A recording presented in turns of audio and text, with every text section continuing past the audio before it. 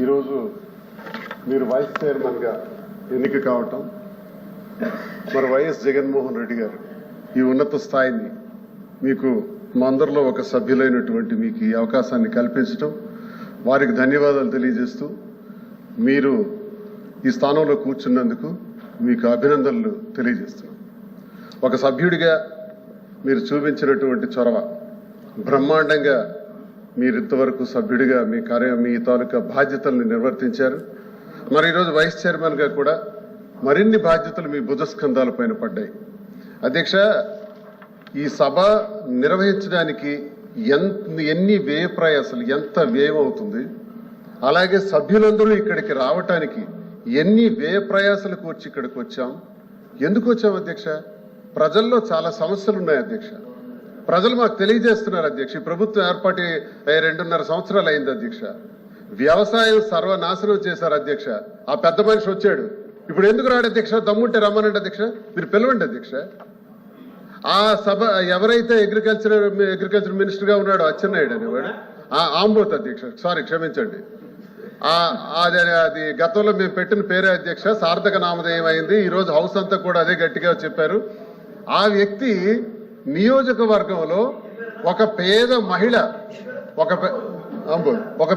మహిళ క్యూలో నిలబడ్డారన్న యూరియా దొరక్క ఆ పేద మహిళ ఆ తొక్కిసలాట్లో పడి మరణించారు అధ్యక్ష. ఇది సాక్షాత్ వ్యవసాయ శాఖ మంత్రి నియోజకవర్గం, టెక్కలి నియోజకవర్గం, నందిగాం మండలం, పెదలవునిపల్లి అనే గ్రామంలో జరిగింది అధ్యక్ష. ఇంతకన్నా ఘోరం ఏంటి కావాలి అధ్యక్ష? వ్యవసాయానికి సంబంధించి యూరియా సప్లై లేదు, డిఏపి లేదు, పొటాషియం లేదు, వరి చేలు అయితే రంగు మారిపోతున్నాయి, చాలా దగ్గర పండించిన పంట గిట్టుబాటు ధర లేదు అధ్యక్ష. జగన్మోహన్ రెడ్డి గారు ప్రతి ఎకరాకు కూడా ఇన్సూరెన్స్ కట్టి, ప్రతి ఎకరాకు కూడా ఎరువులు, పురుగు మందులు, విత్తనాలు ముందస్తుగానే అంచనాలు వేసి అవన్నీ సప్లై చేసి గిట్టుబాటు ధరలు కూడా ఇచ్చి రైతన్నకు సంతోషపరిచినటువంటి రోజులు అధ్యక్ష. ఆ రోజుల నుంచి ఈ రోజుల్లోకి వ్యవసాయం, ఈ ప్రభుత్వం 2.5 ఏళ్లలో అధికారంలోకి వచ్చిన తర్వాత వ్యవసాయం సర్వనాశనం చేశారు. అవన్నీ మాట్లాడాలి అధ్యక్ష. అలాగే ఆరోగ్యశ్రీ సర్వనాశనం చేశారు. ఆరోగ్యశ్రీ కోసం ఒక రోగి ఆసుపత్రికి వెళ్తే నీ రోగానికి ఆరోగ్యశ్రీ నుంచి ఎటువంటి డబ్బులు రావు కాబట్టి నీకు ఆపరేషన్ చేయలేమని నిర్ద్వందంగా చెప్తున్నారు అధ్యక్ష. ఆసుపత్రుల్లో ఆరోగ్యశ్రీ సర్వనాశనం అయిపోయింది అధ్యక్ష. నాడు నేడు విద్య మంట కలిపారు అధ్యక్ష. ఇవన్నీ మాట్లాడాలని మేము వస్తే ఇది 3వ రోజు అధ్యక్ష. ఈ రోజు వరకు కూడా 1 నిమిషం అధ్యక్ష. మొదటి రోజు 8 నిమిషాలు, 2వ రోజేమో 11 నిమిషాలు, 3వ రోజేమో ఏదో మీరు రోజు వైస్ చైర్మన్ అయ్యారు కాబట్టి ఆ మాత్రం మాట్లాడే సమయమైనా దొరికింది అధ్యక్ష. ఈ విషయాలనే చెప్పుకోగలుగుతున్నాం అధ్యక్ష. మాట్లాడదామంటే అవకాశం లేదు. ఎల్ఓపి గారిని, ఆయన సీనియారిటీ ఎంత అధ్యక్ష? ఉభయ రాష్ట్రాలు కలిసి ఉండేటప్పుడు కూడా మంత్రిగా చేసిన సీనియర్ అధ్యక్షులు అధ్యక్ష. ఉత్తరాంధ్రకు చెందిన ఒక పెద్ద నాయకుడు అధ్యక్ష. ఈ రాష్ట్రంలో పేరు ప్రఖ్యాతులు ఉన్నటువంటి నాయకుడు అధ్యక్ష. అలాంటి వ్యక్తిని ఎల్ఓపి గారు మాట్లాడుతుంటే చాలా దౌర్భాగ్యంగా, చాలా నీచంగా ఒక మాట వాడాడు అధ్యక్ష. దాన్ని మేము తీవ్రంగా ఖండిస్తున్నాం అధ్యక్ష. ఆ వ్యక్తికి మేము ఎన్నైనా పేర్లు పెట్టి పిలుస్తాం అధ్యక్ష, పెద్ద సమస్య ఏం కాదు. ఆ వ్యక్తికి మేము కోరుతున్నాం అధ్యక్ష, క్షమాపణ చెప్పాలి అధ్యక్ష. ఈరోజు సిగ్గు లేకుండా కనీసం మీరు వైస్ చైర్మన్ గా ఈ రోజు పదవి బాధ్యతలు చేపట్టిన తర్వాత ఒక్కడు కూడా లేడు అధ్యక్ష. అధ్యక్ష, అధికార పక్షమా ప్రతిపక్షమా అధ్యక్ష? అధికార పక్షంలో ఉండి వాకౌట్ చేయటం, ఇప్పుడు ఒక సభ్యులు చెప్పారు అరుణ్ కుమార్, వాకౌట్ చేయడం చరిత్రలో ఎక్కడైనా ఉంది అధ్యక్ష? ఒకసారి బుక్స్ తిరగేయాలి. ఇంకా ఆ అంబోత్కి అడుగుతున్నారు, నువ్వేమో లేదు మా నాయకుడికి అన్నారు అధ్యక్ష. మా నాయకుడికి అనేటప్పుడు మా రక్తం అసలు నరాలు మేము చాలా తెగిపోయినంత పని అయింది, చాలా బాధపడ్డాం. మా నాయకుడిని అనే అర్హత అతనికి ఎవరు ఇచ్చారు? మేము ఈరోజు ఓపెన్ గా అదే సార్థక నామధేయం చేయిస్తున్నాం. ఆ నాయకుడు ఎందుకు ఇప్పుడు రాడు? ఇప్పుడు వాళ్ళందరూ ఎందుకు రావట్లేదు? మీకు సభ మీకు గౌరవంగా తీసుకెళ్లి అక్కడ కూర్చోబెట్టవలసినటువంటి బాధ్యత ఉంది, అది చేయలేదు అధ్యక్ష. కాబట్టి ఇక్కడ తీసేశారు, మైక్ తీసారా? మైక్ ఉంది. కాబట్టి మేము కోరుకున్నది ఒకటే అధ్యక్ష, మీరు అయ్యారు వైస్ చైర్మన్ గా, మాకు అవకాశం ఇవ్వండి. ప్రజా సమస్యలన్నీ చర్చించేందుకు అవకాశం ఇవ్వాల్సిందిగా కోరుకుంటున్నారు అధ్యక్ష. నమస్కారం అధ్యక్ష. అచ్చెన్నాయుడు ఎప్పుడు అన్పార్లమెంట్ మాట్లాడదు అధ్యక్ష. మీరు గత ప్రభుత్వంలో విద్యాశాఖ మంత్రిగా ఉండి 5 సంవత్సరాలు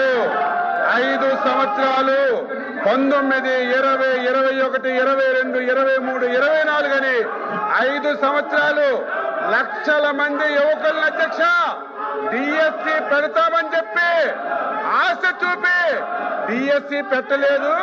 ఆ రోజు విద్యాశాఖ మంత్రిగా ఉండి మీ గొడ్డల పార్టీ అధ్యక్షుడిని కనీసం చెప్పలేని వ్యక్తిని ఏమనాలి మీరే చెప్పండి అధ్యక్ష.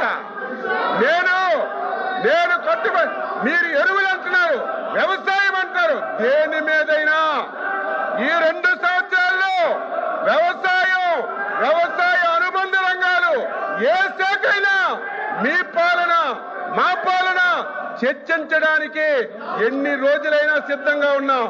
దద్దం అనేది అన్పార్లమెంట్ అయితే చెప్పండి అధ్యక్ష, దద్దం అనేది అన్పార్లమెంట్ అయితే చెప్పండి, క్షమాపణ చెప్తాను, నాకేం అభ్యంతరం లేదు. చేతకాని వాళ్ళని దద్దమ్మలు అంటారు. నువ్వు విద్యాశాఖ మంత్రిగా ఉండి డిఎస్సి ఇప్పించడంలో వైఫల్యం చెందారు కాబట్టి, చేత కాలేదు కాబట్టి దద్దమన్నాను అధ్యక్ష. ఇది అన్పార్లమెంట్ కాదు. అన్పార్లమెంట్ అయితే చెప్పండి.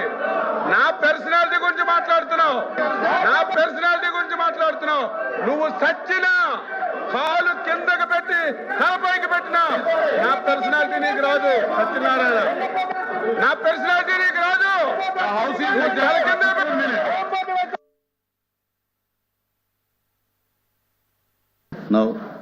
కొత్తగా ఎన్నికైనటువంటి శాసన మండలి సభ్యుల యొక్క ప్రమాణ స్వీకార కార్యక్రమం.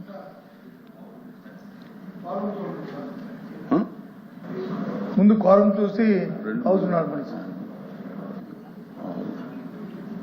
7 కోరం ఉన్నదండి, కోరం ఉంది.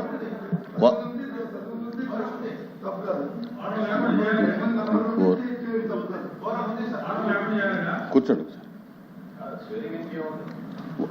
కోరము సభలో జరిగేటప్పుడు కోరం ఉండాలి కదా. సభ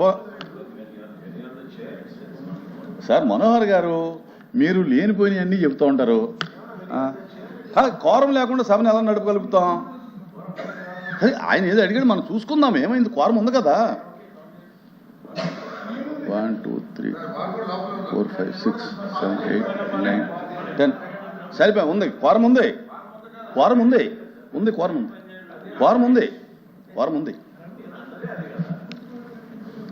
మీరేమంటున్నారు? ఈ ప్రమాణ స్వీకారానికి కోరం అవసరం లేదంటున్నారు మీరు.